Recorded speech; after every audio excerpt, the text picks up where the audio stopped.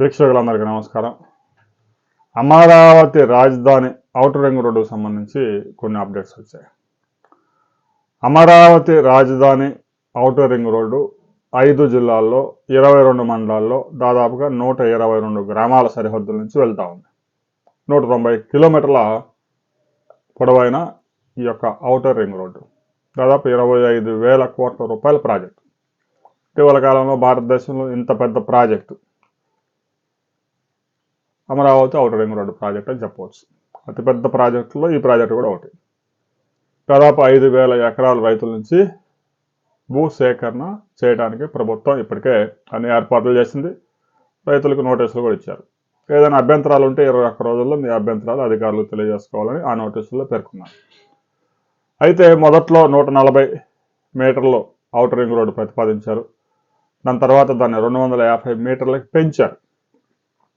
ఎందుకంటే హైదరాబాద్లో outer ring road వచ్చినప్పుడు ఇంత పెద్ద ఔటర్ రింగ్ రోడ్డు అవసరమా అని చాలామంది విమర్శలు చేశారు. ఇవాళ ఔటర్ రింగ్ రోడ్లో హైదరాబాద్లో చాలా ప్రాంతాల్లో ట్రాఫిక్ జామ్ అవుతా ఉంది. అంటే వాహనాలు అంత వేగంగా పెరుగుతూ ఉన్నాయి. రోడ్లు అంత వేగంగా విస్తీర్ణం పెరగడం లేదు. వాహనాలు పెరిగినంత వేగంగా జనాభా కూడా పెరగడం లేదు. అంటే వాహనాలు అంత వేగంగా ప్రతి ఇంట్లో 2-3 బైకులు కారు వచ్చే పరిస్థితి వచ్చింది. దీంతో నగరాల్లో రోడ్లు కిక్కిరిసిపోతా ఉన్నాయి. బెంగళూరు నగరం గురించి మనం ప్రతిరోజు ఆ ట్రాఫిక్ కష్టాల గురించి చూస్తూనే ఉన్నాం. ప్రపంచంలో అత్యధిక రద్దీ కలిగిన ట్రాఫిక్ కలిగిన నగరాల్లో బెంగళూరు జరిగింది, టాప్ 3లో. ఇక అమరావతి రాజధాని ఔటర్ రింగ్ రోడ్డు భవిష్యత్తు అవసరాలను దృష్టిలో పెట్టుకొని 8 లైన్లు రహదారిగా సర్వీస్ రోడ్లు కూడా ఉండే విధంగా నిర్మించిపోతా ఉన్నారు. ఆ రహదారిని కొంత ప్రాంతం వరకు జాతీయ రహదారులు కూడా కనెక్టివిటీ చేస్తున్నారు కాబట్టి అది జాతీయ రహదారిగా కూడా ఉపయోగపడుతుంది. అందువల్ల రాష్ట్ర ప్రభుత్వం అదేదో రిస్క్ ఏదో ఇప్పుడే తీసుకుంటే రాబోయే 40-50 సంవత్సరాల అవసరాలను కూడా ఆ రహదారి తీర్చే విధంగా 250 మీటర్లకు పెంచారు. అయితే కొన్ని ప్రాంతాల్లో ఇంటర్చేంజెస్ వచ్చిన దగ్గర కొన్ని ప్రాంతాల్లో 500 మీటర్ల వరకు బఫర్ జోన్ ఉంటుందని చెప్పేసి రైతులు ఆందోళన చెందుతూ ఉన్నారు. సహజంగా 4 ఎకరాలు ఉన్న రైతు 2 ఎకరాలు పోతే కనీసం ఆ 2 ఎకరాల కన్నా మంచి రేట్ వచ్చిందని ఆనందం ఉంటుంది. కానీ కొంతమంది రైతులకి 2 ఎకరాలు ఉంటే 2 ఎకరాలు పూర్తిగా ఔటర్ రింగ్ రోడ్లో పోతా ఉంది.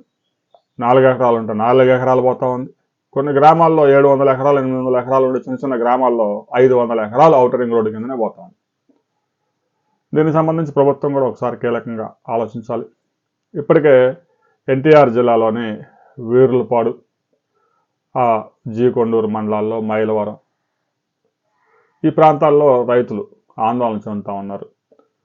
ప్రభుత్వం ఇచ్చే పరిహారం 2013 భూ సేకరణ చట్టం ప్రకారం ఉంటుంది. రిజిస్ట్రేషన్ వాల్యూస్ ఆ ప్రాంతాల్లో ఎకరానికి 7 లక్షలు 8 లక్షలు 10 లక్షలు మించి లేవు.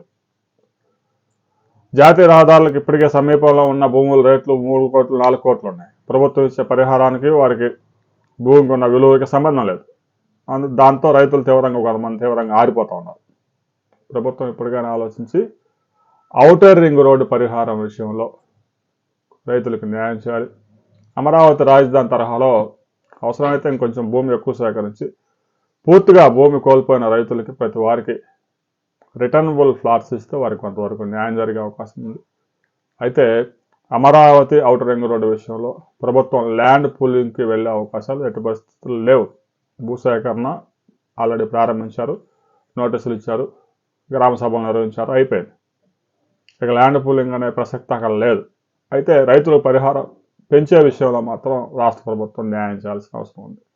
ఇటీవలే భూముల రిజిస్ట్రేషన్ వాల్యూస్ కూడా పెంచారు కాబట్టి రైతులకు వచ్చే పరిహారం కూడా కొంతమేర పెరుగుతుంది.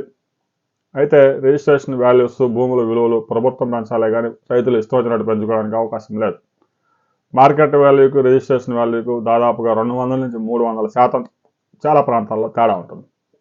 మార్కెట్ వాల్యూ ఎకరం 2 కోట్లు ఉంటే అక్కడ రిజిస్ట్రేషన్ వాల్యూ 30 లక్షలు ఉంటుంది.